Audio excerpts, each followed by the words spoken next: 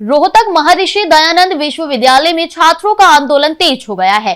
वहीं पिछले 12 दिनों से धरने पर बैठे छात्रों ने गेट नंबर 2 से कुलपति कार्यालय तक मार्च किया और जमकर नारेबाजी भी की। छात्रों का आरोप है कि कुलपति पर भ्रष्टाचार के गंभीर आरोप है और शिक्षक भर्ती में एसओपी का पालन नहीं हो रहा। वहीं कई छात्रों पर लगे एंट्री बैन भी अभी तक नहीं हटाए गए। वहीं छात्र नेता विक्रम डुमोलिया ने बताया कि उनका एक साथी पिछले 3 दिन से आमरण अनशन पर है, बावजूद इसके प्रशासन कोई कार्रवाई नहीं कर रहा। छात्रों ने जिला प्रशासन को ज्ञापन सौंपते हुए चेतावनी दी है कि यदि बैन हटाया नहीं गया और निष्पक्ष जांच शुरू नहीं हुई तो आंदोलन और व्यापक होगा। कई दिनों से लगातार धरने पर बैठे, क्यों बैठे हैं, किस लिए बैठे हैं और कब तक ये बैठे? सम्मानित साथियों, नमस्कार। महर्षि दयानंद विश्वविद्यालय के मुख्य गेट नंबर 2 के ऊपर संयुक्त संघर्ष समिति के बैनर तले पिछले 12 दिनों से बच्चे धरने पर बैठे हैं और जिसमें 3 दिन से लगातार हमारा साथी एक भूख हड़ताल पर भी है। आप भूखे मरने की नौबत क्यों आ गई किसी बच्चे को, ये एक जांच का विषय है। महर्षि दयानंद विश्वविद्यालय के द्वारा जो तानाशाहपूर्ण रवैया अपनाया गया और इस विश्वविद्यालय में पहले भ्रष्टाचार के मुद्दे को उठाने पर हमारे 4 साथियों को बैन कर दिया गया। क्या उनका गुनाह इतना है कि विश्वविद्यालय के अंदर जो भ्रष्टाचार फैला हुआ था उसके खिलाफ आवाज उठाई?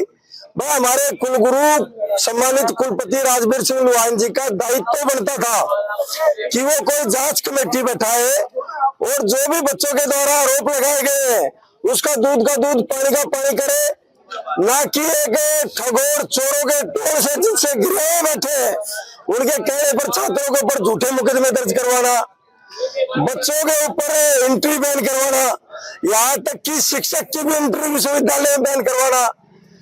बच्चों का भविष्य बनाने के लिए बैठे कुलगुरु जी सम्मानित कुलपति राजवीर सिंह लोहान जी, आप अपने बच्चे का तो भविष्य बनाने के लिए उसको अमेरिका तक लेके जा रहे हो और यहाँ ग्रामीण अंचल का जो बच्चा है, यहाँ जो लोकल बच्चा है, उसकी आप एंट्री 2 साल के लिए बैन कर रहे हो।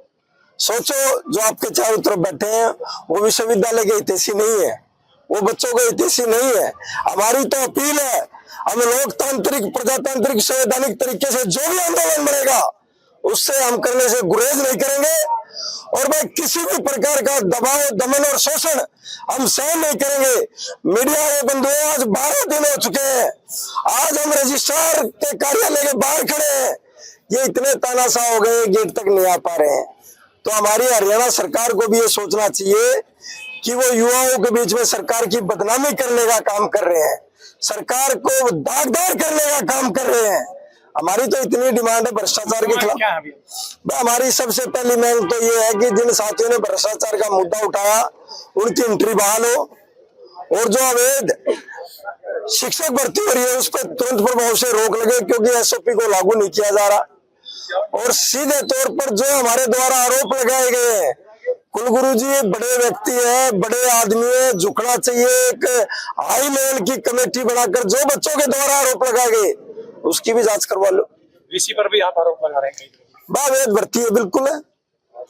नहीं एसओपी अगर वीसी साहब अगर लागू कर रहे हो तो श्वेत पत्र जारी करें, उनका जूता और हमारा सिर। तो आज प्रदर्शन किया है, क्या तैयारी आगे की?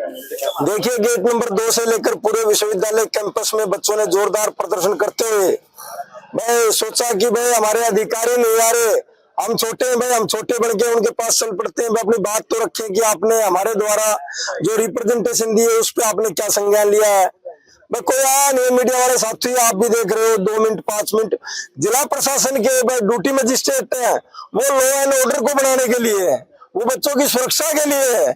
एसपी साहब ने भी बड़ी तादाद में पुलिस भेजी है, वो भी हमारी सुरक्षा के लिए है। वीसी के कहने से लठ नहीं मार सकते, क्योंकि हम चोर नहीं, इस विश्वविद्यालय के स्टूडेंट है और ये बच्चे पुलिस से डरने वाले नहीं है। जो भी दमन और शोषण और अत्याचार को लेकर ये कार्य करेंगे उसका हम विरोध करेंगे। कितनी देर हो गई आपको गेट पर प्रोटेस्ट करते हुए? अब हमें आधा घंटे से ऊपर का समय हो गया, गेट के ऊपर खड़े हैं। अंदर से कोई रिस्पॉन्स मिला? अंदर से सुरक्षा अधिकारी खुद डरते हैं बेचारे। कमेटियां जो बनाई गई है बच्चों की जांच की, वो ऐसे अधिकारियों को बनाई जो वीसी साहब के सामने 2 मिनट नहीं टिक सकते। करना और भूख हड़ताल करना समाधान है? देखो भाई, बच्चे लोकतांत्रिक प्रजातांत्रिक देश के अंदर इससे बड़ा हथियार नहीं होता। महात्मा गांधी ने देश को आजादी दिला दी थी भूख हड़ताल और संवैधानिक आंदोलन से, तो हम न्याय की लड़ाई क्यों नहीं जीतेंगे?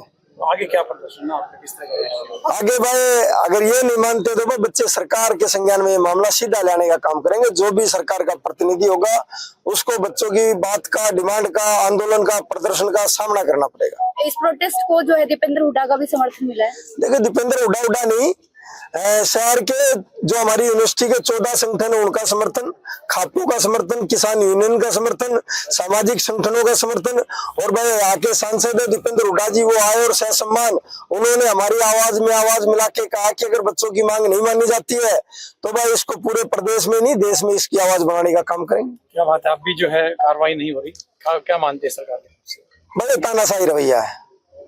अब तानाशाह की परिभाषा मीडिया बंधु ज्यादा अच्छे तरीके से समझ सकते हैं क्योंकि वो रोज आंदोलन प्रदर्शनकारियों का सामना करते हैं। हमारी तो छोटी सी डिमांड है, देश के संविधान कानून को बचाए और वह भ्रष्टाचार को भगाए यहाँ से।